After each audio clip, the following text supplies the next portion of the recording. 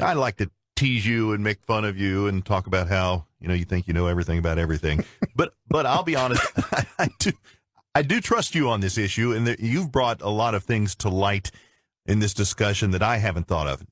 When I start thinking about it as a taxpayer, I start from the standpoint of I think we all pay too much in taxes already. So that's where my basis is for the discussion. Okay. And my personal consideration as to whether I would support or not.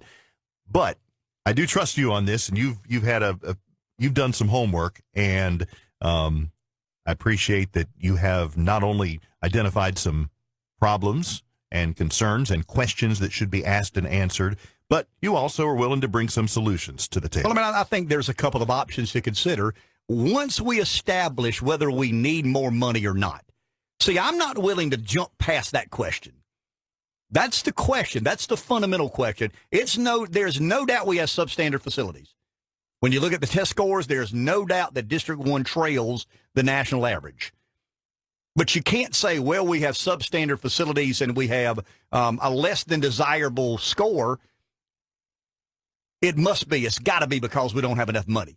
See, I'm not willing to leap that question. Now, if I'm willing to get there, if I'm able to get there, if I'm able to get to a place that I say, okay, money is an issue. We don't have enough money to create the environment necessary to provide a world-class education. And I want to provide a world-class education. I'm aspirational about Florence. I think the convergence of interstates, I think South Carolina's right to work status, I think there are a lot of things that will allow us to be very prosperous, but we got to play our cards right. We have a responsibility one to another to make our community marketable, and I'm willing to invest in public education. I think we should invest in public education. I'm just arguing we are investing in public education to the tune of about 71% of all ad valorem taxes that you pay go to fund public education. 201 mil operating budget or operating millage, 31.5 bonding money, and they're asking for 35 more mil. So you're talking about options, alternatives. Here's what I think makes the most sense. If we get to a place where we believe a tax increase is necessary to give our kids a world-class education, I've already made it clear, and Larry kind of called me out on it. I'm not a fan of property tax. I just think it's an unfair way. That's just me. I understand there's a debate about the regressiveness of sales tax. I get that. I am well aware of that. I think that's a fair and legitimate debate. I happen to land on believing that a consumption tax, a sales tax, an economic transaction tax is the most equitable way to raise revenue for whatever the government believes it needs more revenue for. Here's the scenario that I would propose. And it's complicated because there are some requirements, some stipulations that Florence County doesn't meet. Accommodations tax. There's probably a political brouhaha up there where somebody got aggravated with somebody else, and I kind of sort of know who they may have been, and there's a stipulation on the third penny. You got a local tax, you got a penny tax the county puts in place to build a lot of roads, to build fire stations and rescue squads. Well, if you ask for an education penny, that's the third county-wide penny.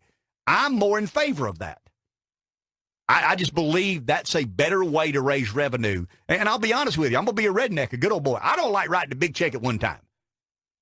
I was talking to a business guy the other day, and he said, man, I don't like the sales tax either, but I like it better than I do writing that big check at one time. I got my central HVAC in my shopping center that needs replacing. And I got my tax bill in my pocket that I know is going to be $50,000 or $60,000 in December or January, and I'm just nervous about that. So I like paying along. I just like the extra penny or two when I make my purchase. I know it's money, and Larry's exactly right. The money equals the same.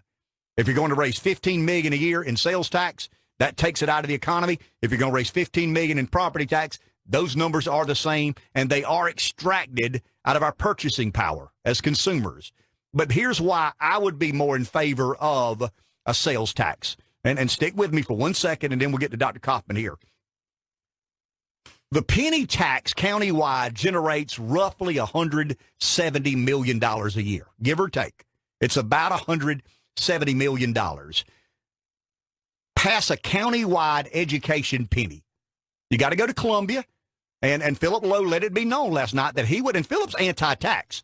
I'll assure you of that. Philip is one of the most conservative members of the General Assembly. Jay Jordan, same thing. I think they're willing to go to work for their constituents. That's what they're charged with doing. Kind of create some unique language within that within that statute, and I know it can be done.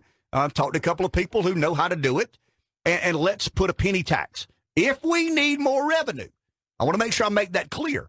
If we're convinced we need more revenue, I think this is a better way to generate the revenue. Let's take the penny tax. That's $170 million over 7 years. It sunsets after 7 years. 68% of all the kids in school in Florence County are in District 1. So you take the $170 million, you take 68% of that and give it to District 1 because you're giving the money per pupil. That's $115 million over 7 years. That's $16,514,000 annually. School construction is about $242 per foot. That's the national average. So I'm going to round up, $250 a square foot. You can build about 66,000 square feet of school building every year. You're going to build 115. Yeah, you're not going to get you 198 million. You're going to get 115 million over 7 years. And you're not going to build everything today. It's going to take a 7-year window. You're going to build 66,000 square feet of school space over the next 7 years. But guess what we're doing? We're not paying $142 million in origination fees, administrative costs, and debt service. We're saving the taxpayer $142 million in finance charge. It's a better deal. It's a better deal for the school district. It's more fiscally responsible for the taxpayer, and we pay along and along. Plus, Reb, and then I'm all about this, 30% of all the tax will be paid by people who don't live in our county. I'm not saying it's fair to make somebody, passing through on the way to the beach help us build new schools. But life ain't fair.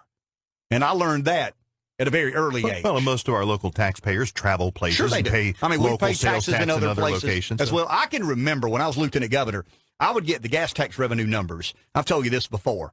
And numbers don't astound me much.